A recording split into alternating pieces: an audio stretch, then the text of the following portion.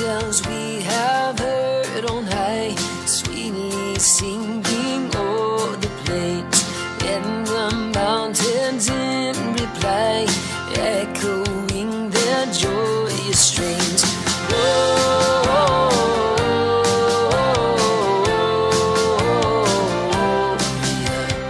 In Chelsea's day,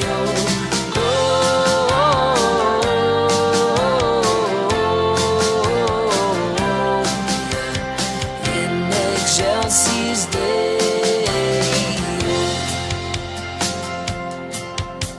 Shepherds, why this jubilee? Why your joyous strains prolong? What the gladsome tidings be, which inspire your heavenly song?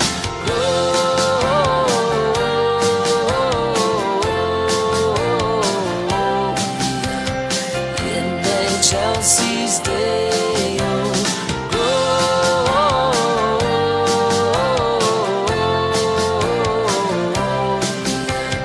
in Chelsea's day.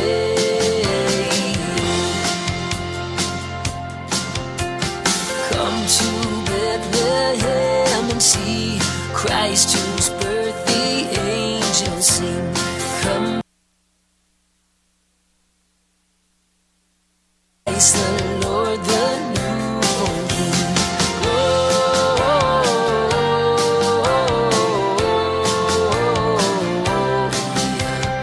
In Chelsea's day,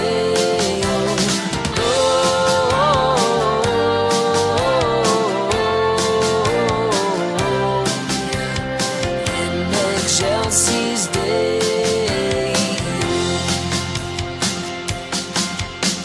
See him in a manger laid, whom the choirs of angels praise. Mary, Joseph, lend your aid, while our hearts in love we raise.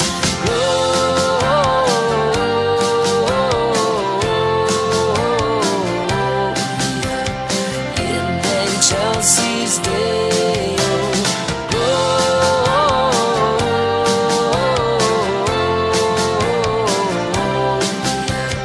in Chelsea's day,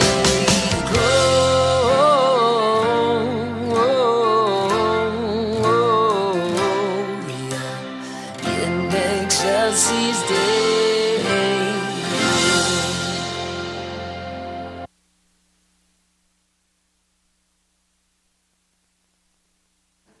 Good morning, everyone. I hope that song got you into the Christmas spirit. And look how beautiful the sanctuary is, isn't it? Yay!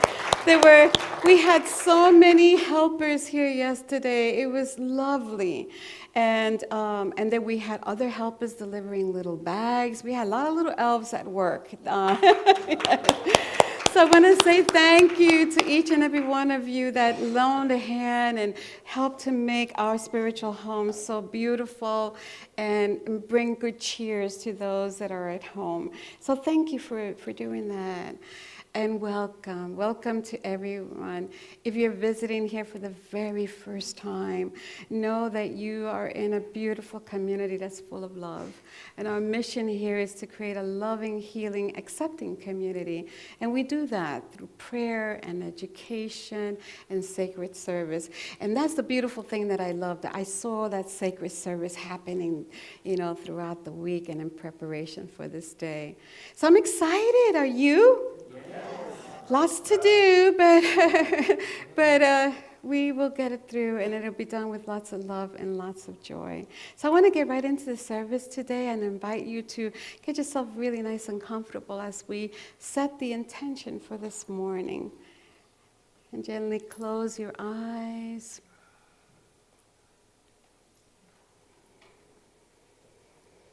Take a deep breath.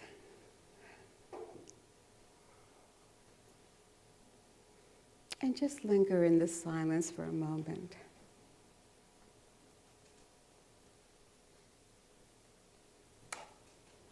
Allowing your heart to be full of gratitude For this is the day the Lord has made, and we will rejoice and we will be glad in it. We say thank you, loving presence, for the truth that lives in our heart, for the light that lights the world, for the knowing that we are always held in love, and that wherever we are, there is no absence of God, for God is right where we are.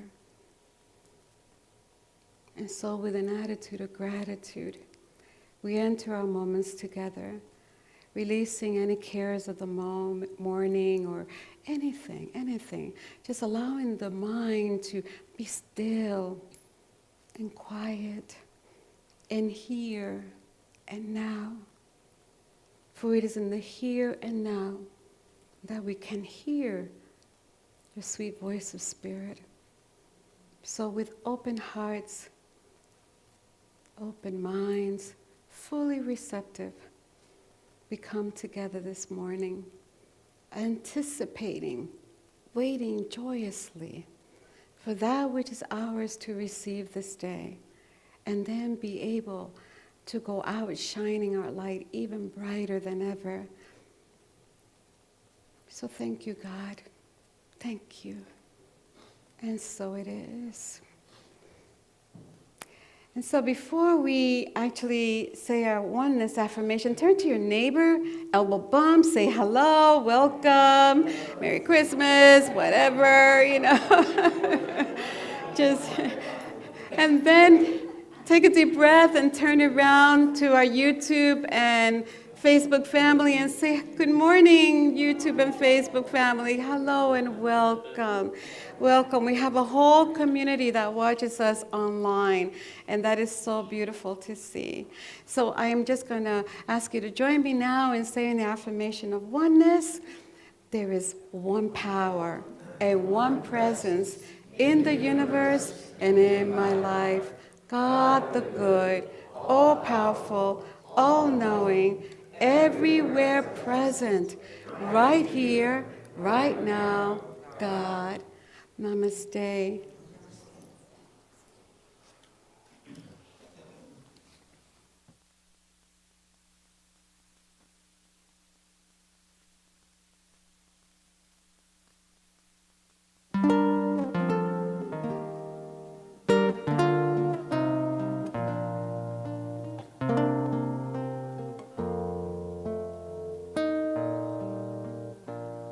I have faith, I pray faith, I choose faith, I am faith.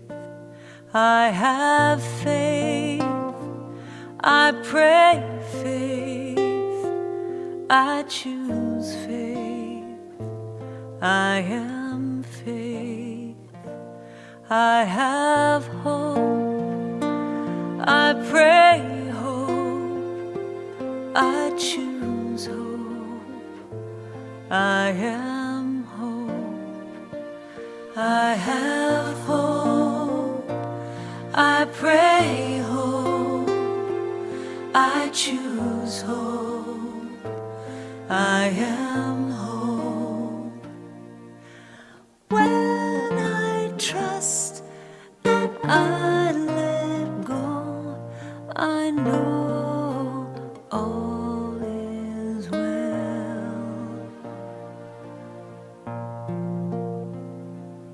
I have love, I pray love, I choose love, I am love, I have love, I pray love, I choose love, I am love, you are love, we are love, all God's children are love, you are love, we are love,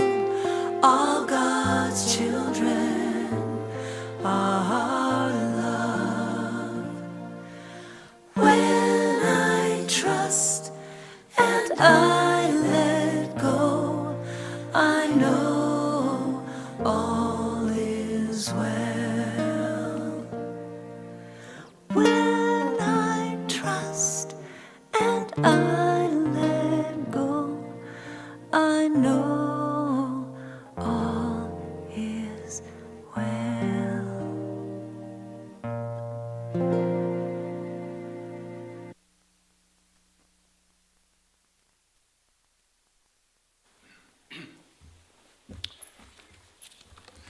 Good morning. You know, Ricky used to say to Lucy when he came in the door in the evening, "Honey, I'm home." It's wonderful to be back here again. Thank you. It's wonderful to be back here at my spiritual home. So let's prepare for our meditation. Let's sit up straight in our chair. Kind of feel the chair mold around you and you mold around your chair. And if it's comfortable for you to close your eyes, put your feet flat on the ground, just like a plant grows roots. Put them down there and let them relax. Okay, so let's begin by bringing our awareness to any sounds that you notice, either inside the room or outside the room. Now take your awareness to one particular sound and let your attention rest on that one sound for just a moment. Then I want you to notice another sound. Bring your awareness to that sound. And again, listen for other sounds and take your attention to these various sounds around you. Continue with this movement of listening to the sounds until you feel them kind of falling over you, blowing over you. They're washing over you. Give no judgment to any particular sound that you might hear, just carefully listening to all the sounds. Just bring yourself to the experience of listening.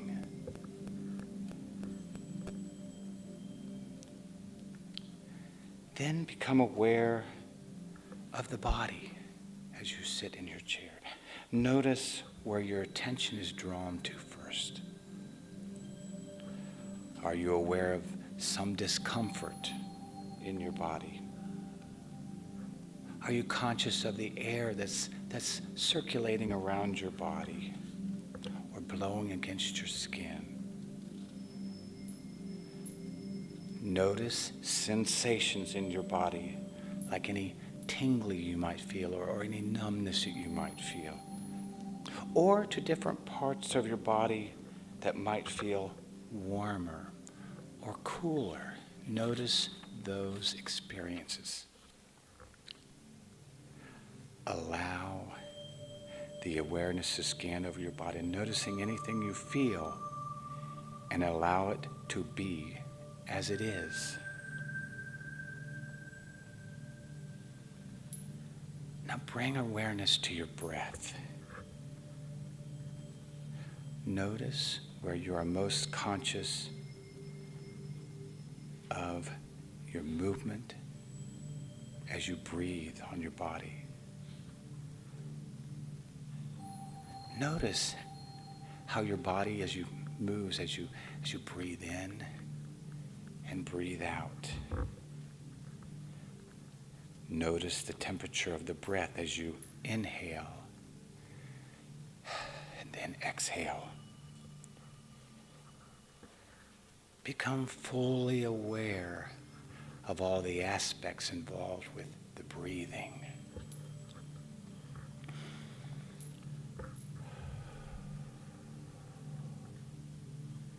Next, bring your awareness to your thoughts. Observe your thoughts as if you are watching them from a distance. Watching your thoughts as they come and as they go.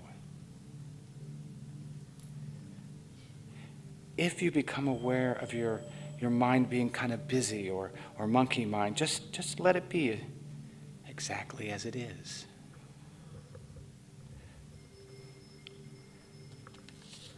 take your awareness to any emotions you might be feeling or experiencing in this moment. You might be aware of one or two strong emotions or strong feelings, or maybe there is a mix of feelings and emotions at this moment. Or it might be an awareness of knowing what you are feeling at this moment. Just let the emotions rise and fall in their own way and in their own time.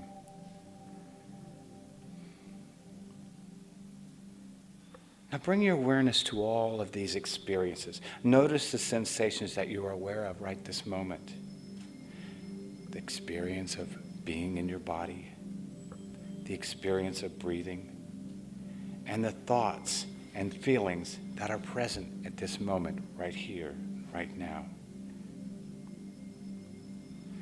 When we bring mindful awareness to this moment, we allow things to be exactly as they are.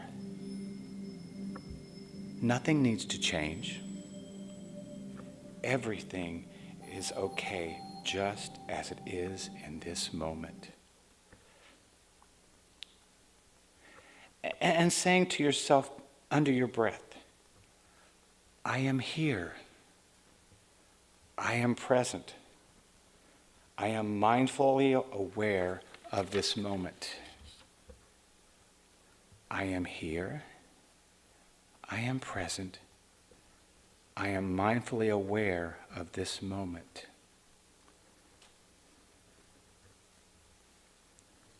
And as we come to the end of this meditation, start to move your fingers and toes a little bit.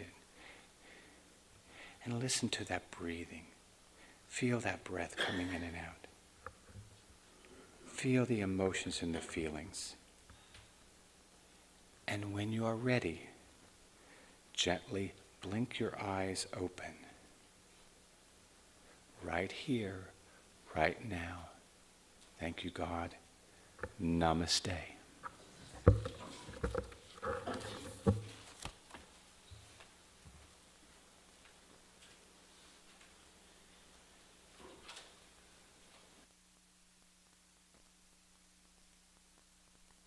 I just love the meditation time.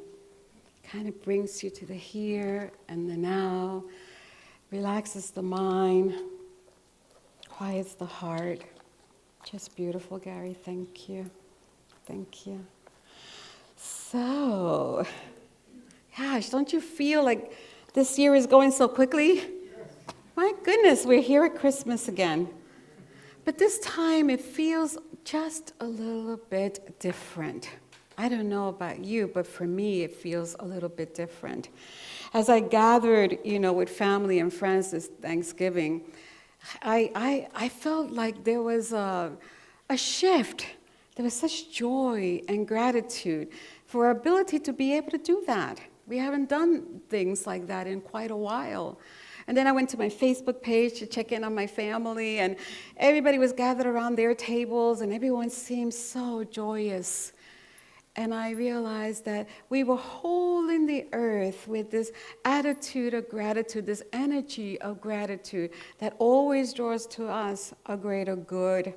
So as we gather this Christmas, we're feeling something a little different, a hope and anticipation for something that we're longing for. And so when we think about Christmas, usually what comes into our minds is all the lights and the decorations and the tinsel and the shopping and the cooking and the gatherings and, oh boy. I heard this wonderful little I'm just going to have to sneak it in here, that there are 4 life cycles in the Christmas season. There is a time when you believe in Santa Claus. And then there is a time when you just stop believing. And then there's a time when you I can't remember it now. There's a time when you start believing, and then there's a time when you start giving And then there's a time when you look like Santa Claus. But anyway, so there's a lot of joy and laughter and jolliness. But beneath that, there's also a reminder to ourselves that not all of us are feeling that way.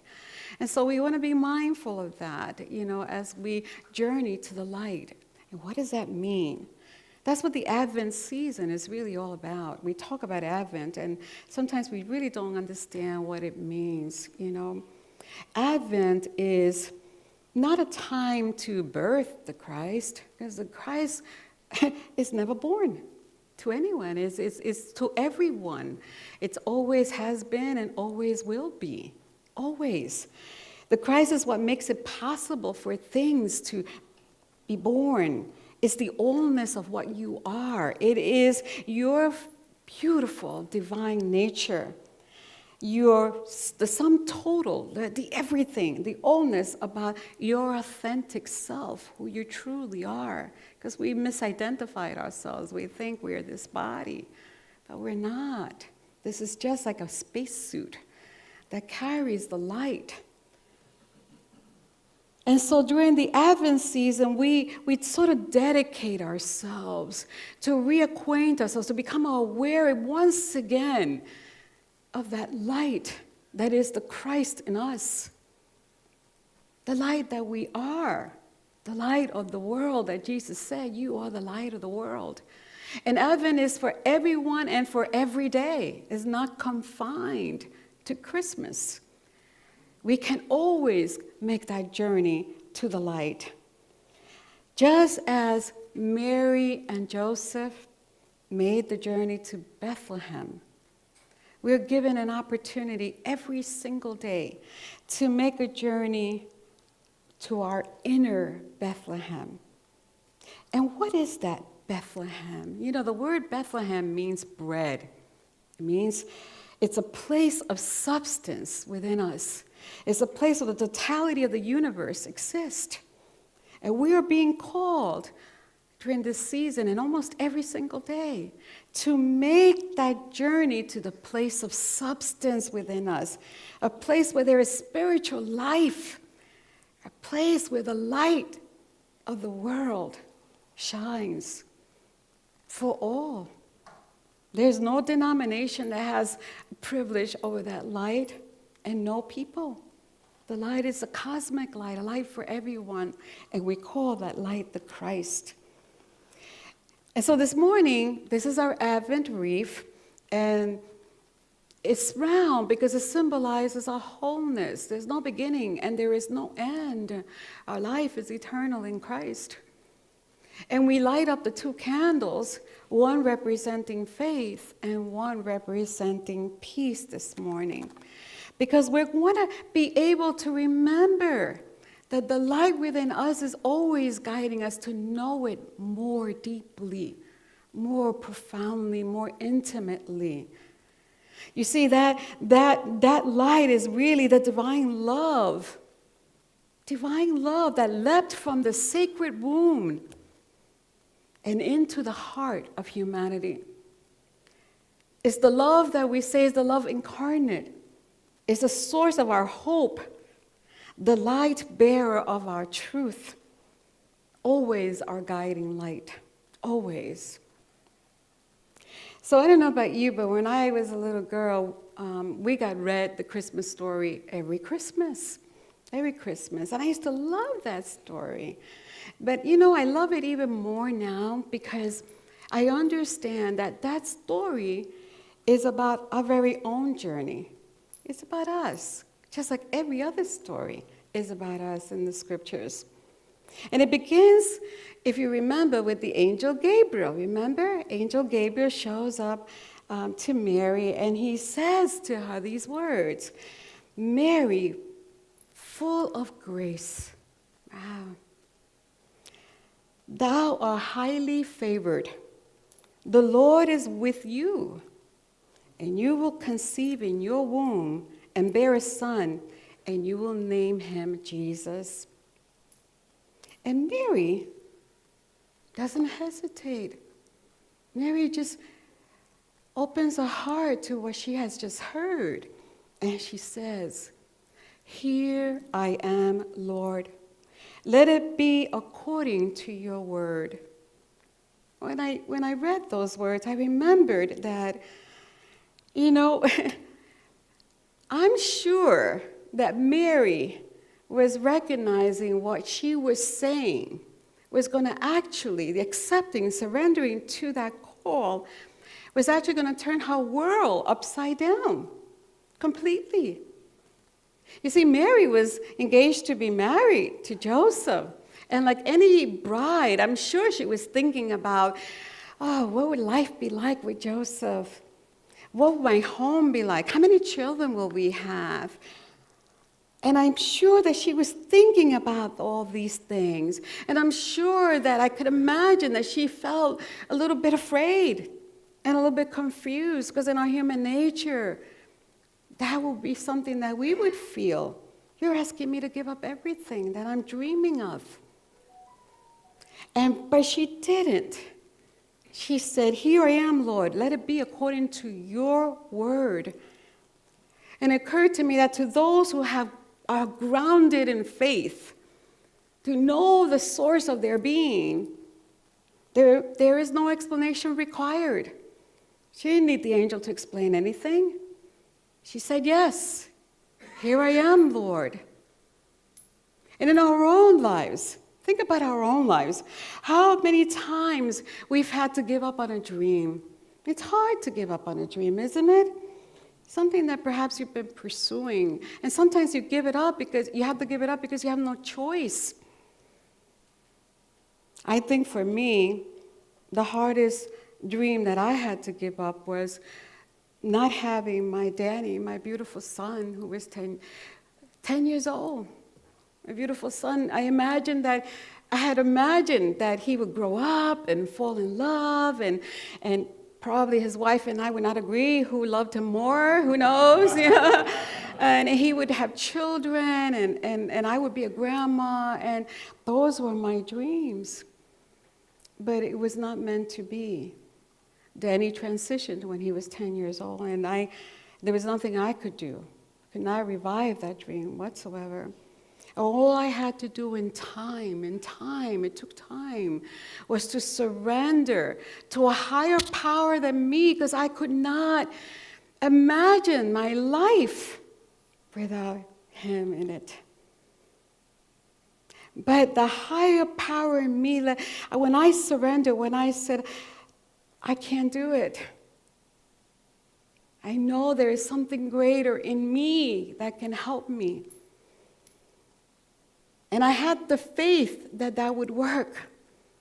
And it did, because here I am. And Mary had that same kind of faith. She surrendered. She said, "Here I am, whatever, let's do it."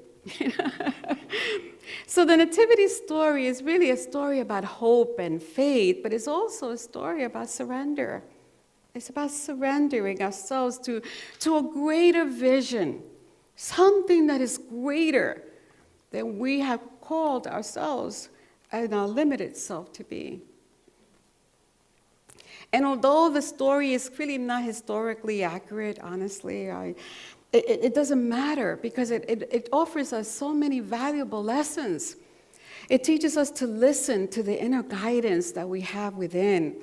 It teaches us to release, to let go of the fears and the doubts and the limitations that we hold on to about ourselves, and to say yes to that greater light that is within us, that greatness of us that is truly our authentic self, the Christ presence.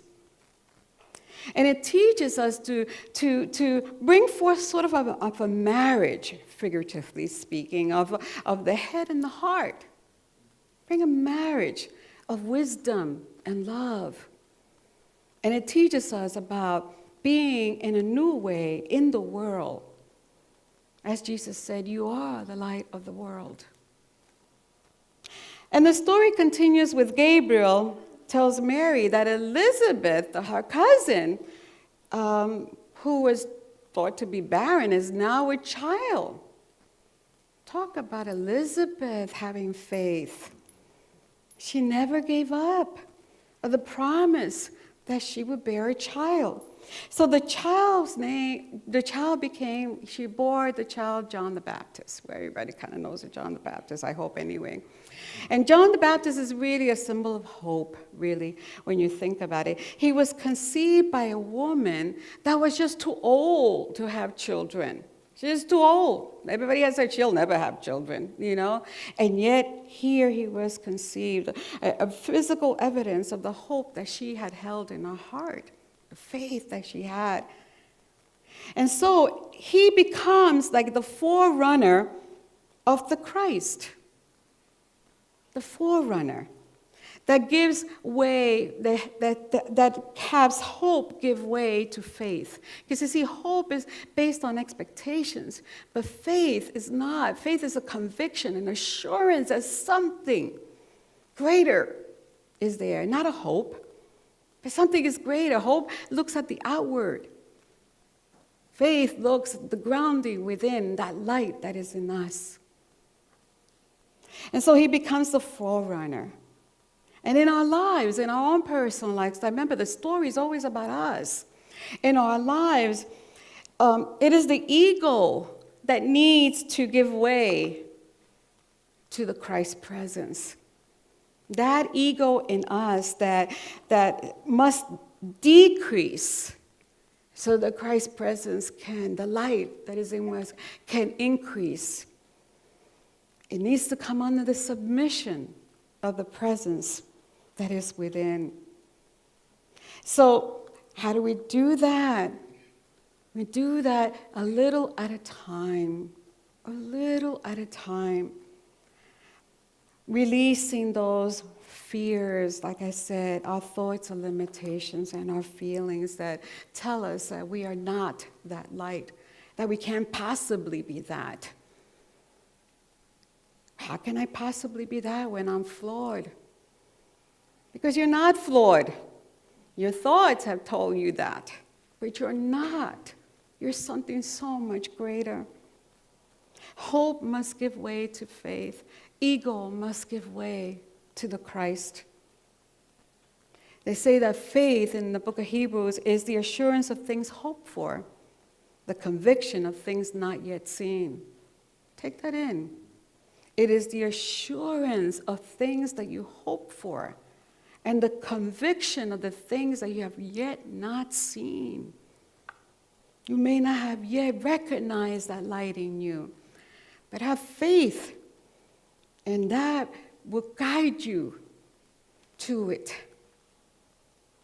So, have hope give way to faith, so that as you move through your life experiences, you're moving by faith and not by sight. And you're remembering, Emmanuel is with us. The Christ is with you. It is the expression of you. So Mary, Mary's faith allowed her to become ready and willing. She had no hesitation because she had faith in the source, in God. And so when she recognized the voice of the Spirit, because the angel represents a messenger of God, we recognize that voice. She hears it, she knows it. She had no hesitation. She was ready and willing to do what was being asked of her to do. And yet,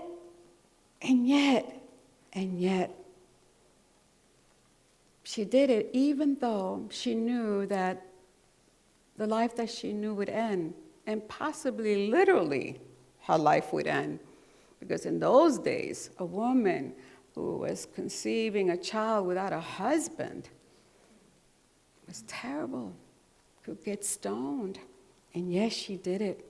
She knew, she was convicted by that voice within that was guiding her. So Charles Fillmore says that if you get a good, strong perception of something that your inner mind tells you is true, act on that. Act on that. Act on that guidance. Believe it, have faith, and you will find that it will come true. It may take some time, and it may not show up exactly the way that you had envisioned it, but it's always going to show up. Always. So Mary represents that intuition in us, that knowing that we have within us, that knowing knows the voice, and it has no inclination to say no. It's just no inclination. It just says yes. You ever been in an experience where you say yes to something, and you realize, whoa, who spoke there? It wasn't me. When I was asked to be the minister of this church, the words came out, yes. And then I thought about it afterwards. I said, oh my God, I haven't even told my husband. But that was that faith that I knew that voice, and that voice said, say yes. Say yes. Be ready and willing to be guided by the Spirit within you. And then in the story, there's Joseph. There's Joseph. Oh boy. And Joseph, I was immediately wondering, okay, let me think. Okay, she's such a sweet little girl, and I was hoping we could get married, but I don't know. I think I need to send her away. So he plans on, secretly divorcing her so she won't feel any shame. And so Joseph is that part of us that facilitates, that between what they know is the truth and all the chatter in the mind, the mental activity, that sometimes causes us to doubt and fear and believe in the limitations that we have set for ourselves. That little voice that says, no, it can't be done. Don't even think about it. Or that little voice says, that's not possible. Forget about it. That's Joseph. He was facilitating there. We can hear the urging of Spirit. We can hear it in the little things and in the big things. I remember one time I was driving, and I had a real strong urge, like something was telling me, don't turn here. And I said, I always go down this way. I'm not going that way. I don't even know how to get that way. I'm going this way because my GPS is telling me blah, blah, blah, blah. You know how that is, But guess what? In just a few moments, I realized that I was stuck in traffic. Had I listened, be bold, be strong. The Lord thy God is with you. Listen to the intuition within you. So, we do that all the time, don't we? We get that little inkling and we don't trust it. So we do our own little thing because we learn to rely on our own intellect when there's something so much greater trying to guide us. So Joseph was resistant in the beginning about receiving Mary as his wife, like I said, his mind was that going on in his mind, but he softened. He softened because he too had a vision like Mary. The same angel that appeared to Mary appeared to Joseph. And the angel says to him, do not be afraid. Do not be afraid to embrace Mary as your wife. For the one conceived in her is from the Holy Spirit. The one that is with us as us, through us, is conceived, is from the sacred room of God. And we should not ever be afraid, for we are not given a spirit of fear, but a spirit of love, and of a sound mind. So you can hear the voice of Spirit when you really want to say, how do I hear it? How do I know it? Sometimes it's spontaneous. Like when I was driving, and you get that little urge. And sometimes it's when you go into the quiet within. See, Joseph received the vision when he was asleep, when he was in rest, when he was quiet. And sometimes we can get that vision too, that greater vision of the truth, where we're at rest, or we're in a quiet place, and we go within, and we wait for the guidance. So Joseph is that his higher expression, he really is the strength and the wisdom within us. Strength and wisdom within us. And Mary and Joseph are aspects of us. And when our hearts and our mind are aligned with those those attributes of wisdom and of strength and of intuition, a marriage of Mary and Joseph occurs in our consciousness. And we move with that marriage into our journey, just like Mary and Joseph, who journey to deliver baby Jesus in Bethlehem, in a place of substance. And then when the baby is born, what do? They have to go back to Nazareth. And Nazareth was not a really nice, didn't have a good reputation, really, it didn't. It was like a common place, some disreputable people would live there. And as a matter of fact, in the book of John, it says, can anything good come from Nazareth? Can anything good come from there? And yet Jesus was being raised there. He was raised in that common place. And Charles Fillmore says this about Nazareth. He says, Nazareth was a despised place. He said that from the book of Corinthians, the things of the Spirit of God are considered foolish by man. People thought there was foolishness in that town, despised place. And as such, Charles Fillmore continues to say, and as such, this despised place, and as such would be a typical place of inferiority. It was considered a community of commonplace, if not a place of disreputable people. Can anything good come out of a Nazareth? Yet in this commonplace village, Jesus was raised, was reared. And in this seemingly mediocre mind, the Christ truth is received and expressed. Nazareth typifies the commonplace in the mind of man, but is also the place, oh my goodness, of the development of the Christ in you. The light shining brighter and brighter and brighter. It is a place where it can come into expression in this mind. So what he's saying is that Nazareth represents the mind of man, which is also the place where the Christ comes into expression in consciousness. And so we become aware, this season is to become aware of that we are more than this body, that we are the Christ, the Emmanuel is with us, and is right here. If we just take the time to have an intimacy and know it, and then have the courage, the wisdom, and the strength to know that we are it and that we can become it. So we have an opportunity to bring forth something so much greater this season. Something that, what happens is that sometimes we're in a state of mind where we wonder, how can anything good come out of my life? How can anything good come out of Nazareth? How can anything good come out of these thoughts that I'm holding in my mind? And yet, we know that from experience, I could tell you from my own experience, I know that during the most trying times, during the times when I thought nothing good can come out of it, I caught a greater vision. I realized that during the most trying times, I had my most spiritual growth. How many of you have had that? That during your most trying times, when you thought it was all over, I can't do it anymore, nothing good is going to come out. My mind gave way to something greater. The surrender to that something greater. And then the spiritual unfoldment began to develop. And I found peace.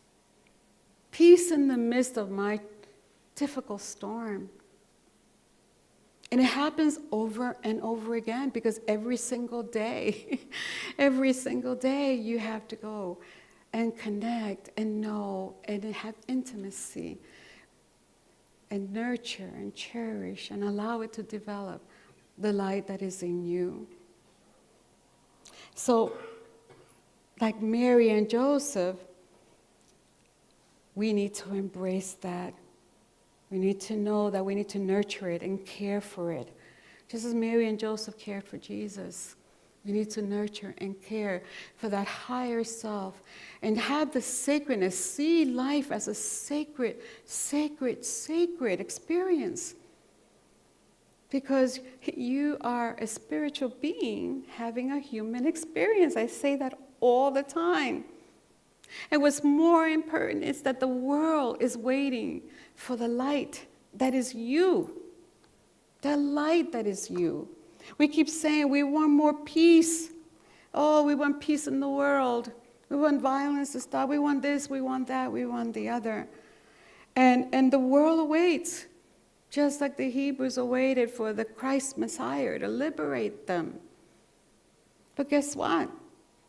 Christ is here. You are the light of the world.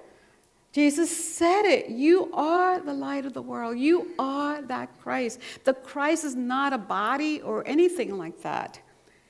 It is a cosmic light. The only thing I could say, it is so big and so bright that sometimes we're afraid to embrace it and know it all. And yet it is who we are. And so we have to get little glimpses of it, little glimpses, just like a little light candle. Lead us a little bit closer, and then a little bit closer. Just like the Advent wreath, all the lights will light up eventually, and you can see and know the truth. For it is the bearer of the truth. And so I ask you that in this world where we are just, the world seems to get smaller, right?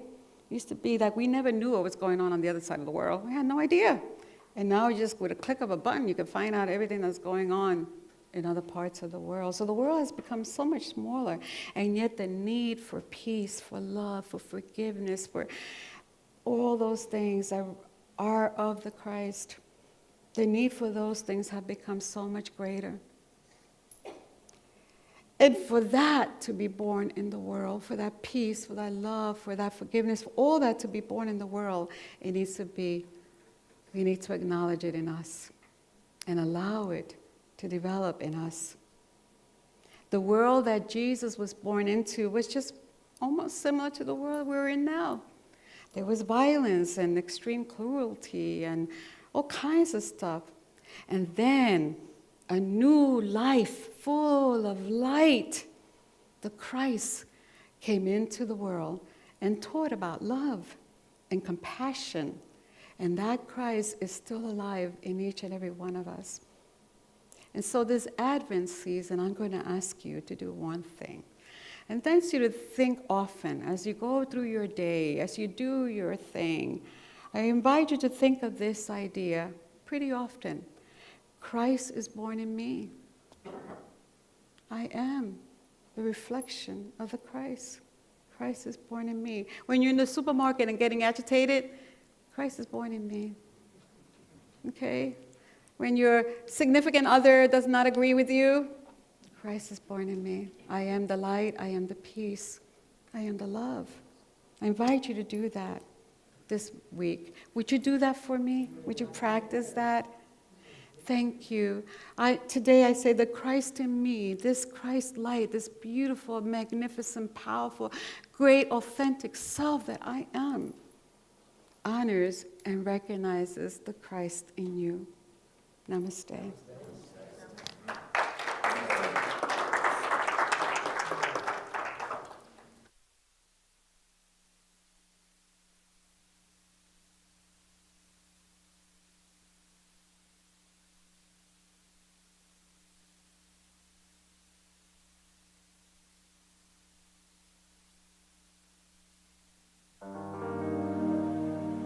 L.R. Nost says, "Do not be dismayed by the brokenness of this world.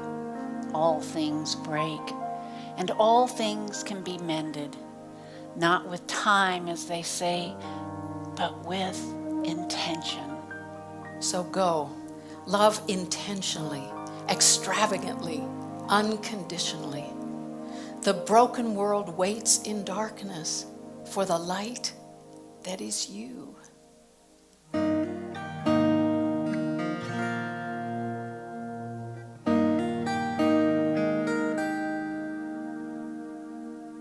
So many crying in the darkness.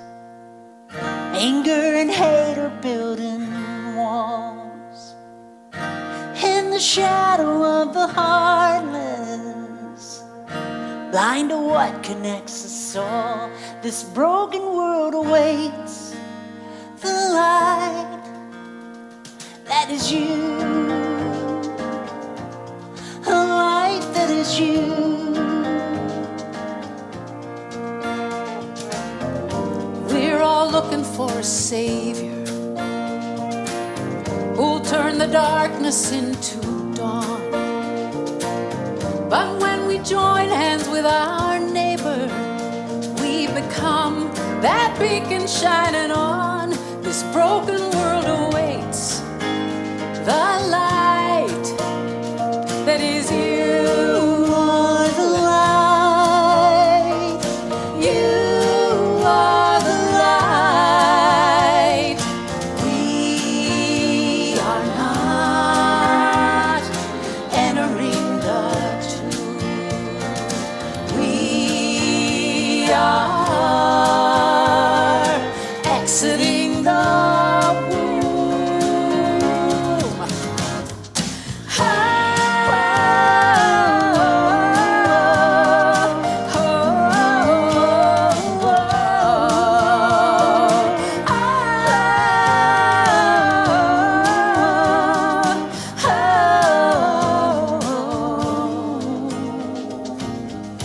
Find your wisdom in the silence. That's where you'll find your voice. When we choose kindness over violence, Oh, love, love becomes our only choice. this broken world awaits the light. We are the light. You and me now. We are the light. Keep shining on. We are the light. We are not entering the tomb. We are exiting the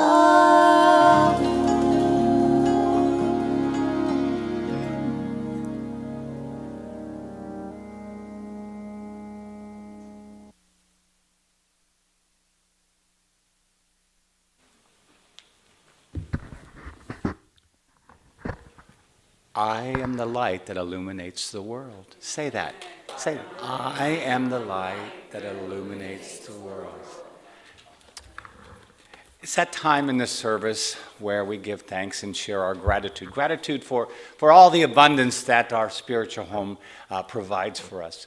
You know, we thrive through those love donations, through those gifts, through those tithes, whatever. It allows us to do our community outreach programs, our classes, our guests, you know, whatever. So I want you to take your gift, your offering, and I want you to place it close to your heart as we say the offertory blessing. Divine love through me blesses and multiplies all that I have, all that I give, and all that I receive. I send forth this gift with my blessings and my love. Just a reminder that put it in the basket as we leave here. So at this time, I'd like you to stand and let's do our prayer for protection. Yeah, I'd like you to stand if you're able. Yeah.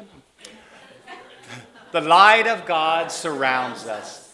The love of God enfolds us. The power of God protects us. The presence of God watches over us. Wherever we are, God is, and all is well.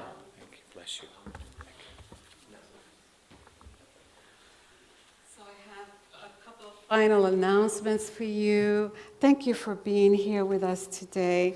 It's always such a joy to be with you, always. So here are the announcements. I want to let you know that this tree here has not yet been decorated because this is our memorial tree. And we're going to have a memorial tree service on the 12th, which is next Sunday, okay? So what that means is that we have ornaments for you. We already have them all ready. And we will you will fill them out, and you will come up and you will decorate the tree with someone that has transitioned in your life. And for those that are going to be watching from Facebook and YouTube, I'm going to ask you to call the office and send, or go to, I think it's in the weekly wake up. Fill it out in the weekly wake up that you want your name to be announced. And we will do that, okay? And if you have any trouble doing that, then call the church office and we will help you with that. So that will be for the weekly wake up. Also, I want to let you know that Lana has not been feeling well for quite some time now. And we were hoping that she would be back with us this week, and she's going to need a little bit more extra time. So as you came in, we gave you an opportunity to send her a card shower of love. Let her know we're thinking about her, and send her your prayers. So we always do this. This means so much to the people that receive it. And finally, I have some good news. So, you know, I'm always saying that this is your home, right? I say that. This is your home. And so I love when you kind of really seek guidance and you have a vision and you plant a seed for that vision. And so I'm going to invite Helen and John to please come up for a moment. And Helen and John have a vision for our Gratitude Cafe, and they made a very sizable donation to make that happen. And so it's a process. And I need to give you a microphone. Can you, John, you speak loud. Oh, Okay. yeah. so I was telling John that it's the seed. We're planting it there, and now there's a process to make it happen. But I wanted to just bless them. But before I do, I want to give John an opportunity to share what that vision you have. Thank you. This is my spiritual home. And, you know, when I first got here, I went through the class with Annie. And she lovingly taught me the first principles and what we believe in. I heard about the tithing, and I kind of knew about tithing. And Helen and I have been tithing, and we have been blessed.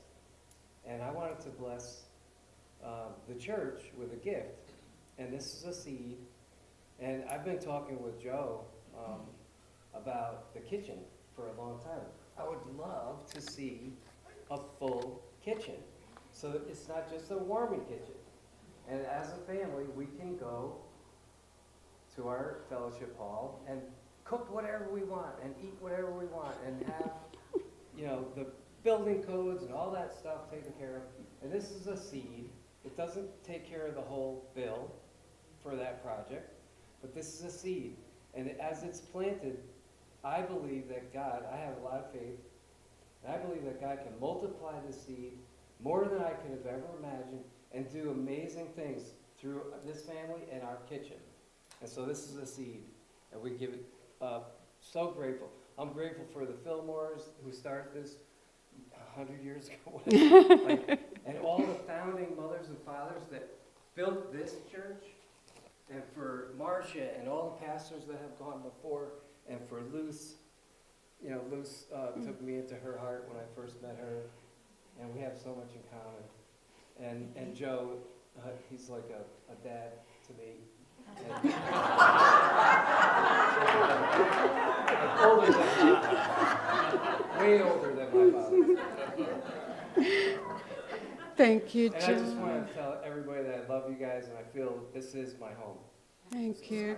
Thank you, Helen. Thank you, John. John and Helen are giving us $3,800 as a seed. So we want to love and bless them. Let us shake our hands, rub our hands together. We say, we love you, we bless you, we appreciate. We behold the Christ in you, and we see you doing great things. We love you, we bless you, we appreciate you, and we see you doing great things. Yay!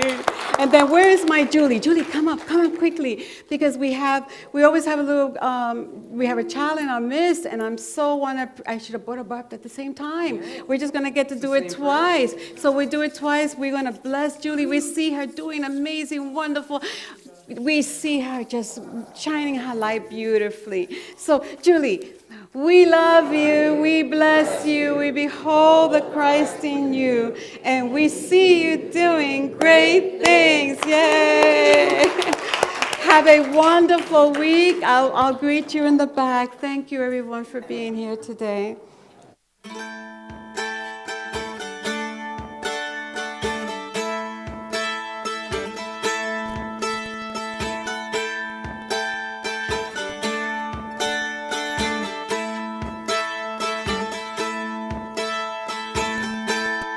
Wake up, lay down the burden, leave it alone, it's time to move on. Step up with a light heart, shine it all around, do your part. With a word like a prayer, send it out everywhere, it will grow. And the truth of this force leads us back to the source we all know.